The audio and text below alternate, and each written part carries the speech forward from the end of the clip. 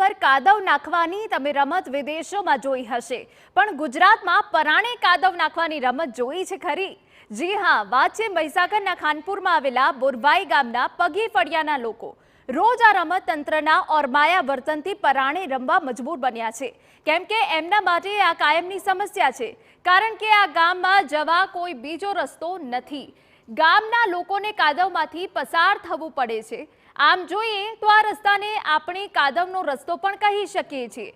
ગ્રામજનોએ પંચાયતથી લઈને પાર્લામેન્ટ સુધી રસ્તા માટે રજૂઆત કરી, પણ કોઈ સમસ્યાનું નિરાકરણ આવતું નથી અને લોકોની મુશ્કેલી વધી રહી છે. અહીંયા વર્ષોથી રસ્તાની સમસ્યા છે. વર્ષોથી એટલે જ્યારથી દેશ આઝાદ થયો ત્યારથી જ પ્રાથમિક સુવિધા જેવી કે દવાખાનું, પછી પશુ માટે દવાખાનું, પછી ગામમાં એક ડેરી આવેલી છે. ડેરીનું બહુ મોટો પ્રશ્ન છે કે સવાર સાંજ ટ્રેક્ટરમાં કાયમ 1 કિલોમીટર કેન લઈને જઈને ટેમ્પામાં મૂકવા પડે છે.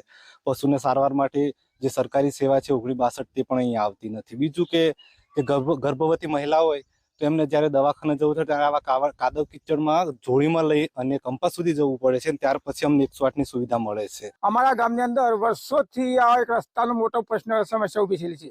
જ્યારે ચોમાસું આવે ત્યારે અમારા રસ્તાઓનો કાદવ કિચડ બહુ થાય છે અને વાહન વ્હીકલનો કોઈ બાળકો ભણવા જાય તો એમને પણ કાદવમાં થઈને સ્કૂલે જવું પડે છે. આજ સુધી અમે ઘણા સમયથી વારંવાર અમે ઉપલા અધિકારીઓને કોઈ લાગતી ઓફિસોને, જિલ્લા પંચાયત, તાલુકા પંચાયત, આરએમબીમાં તમામ જગ્યાએ રજૂઆતો કરી છે, છતાં આ સુધી આ રસ્તાનું કોઈ કારણ કઈ સમસ્યા મારી ઉકેલ કઈ થતો નથી અને અમને તકલીફમાં બહુ મોટી તકલીફ પડી રહી છે. દેશ આઝાદ થયો ત્યારથી આ ગામનો રસ્તો નથી બન્યો, જેના કારણે લોકોને ભારે મુશ્કેલીનો સામનો કરવાનો વારો આવ્યો છે. જો કોઈ સગર્ભા મહિલા હોય તેને ડિલિવરી માટે લઈ જવી હોય તો જોડીમાં નાખીને લઈ જવી પડે છે, કારણ કે અહીં રસ્તો ન હોવાના કારણે 108 જેવા વાહનો આવી શકતા નથી. આ ફળિયાથી મુખ્ય માર્ગ સુધી પહોંચવા માટે ગ્રામજનોને કાદવમાં થઈને પસાર થવું પડે છે. ચોમાસા દરમિયાન તો આ રસ્તા પર 1 થી 2 ફૂટ સુધી પગ ઉતરી જાય એટલો કાદવ રહે છે. બીજા શબ્દોમાં કહીએ તો ગ્રામજનો માટે આ એક જ રસ્તો છે અને એ પણ કાદવનો રસ્તો. ગામના સરપંચ દ્વારા અનેકવાર રજૂઆત કરાઈ છે, છતાં આ ગામના ફળિયાનો રોડ બનાવવામાં આવતો નથી. જિલ્લામાં અને આરએનબીમાં પણ રજૂઆતો કરી અને લોકો એમ કહે છે કે કોઈ રાજકારણીને વચ્ચે પાડો તો તમારું કામ જલ્દી થશે, એવો જવાબ મળતો હોવાનો દાવો કરવામાં આવી રહ્યો છે. રસ્તો ના હોવાના કારણે બીમાર હોય તો ડોક્ટર પણ આવી શકતા નથી, તો બીજી બાજુ ઢોર માટે પણ ડોક્ટર આવી શકે તેવી સ્થિતિ નથી.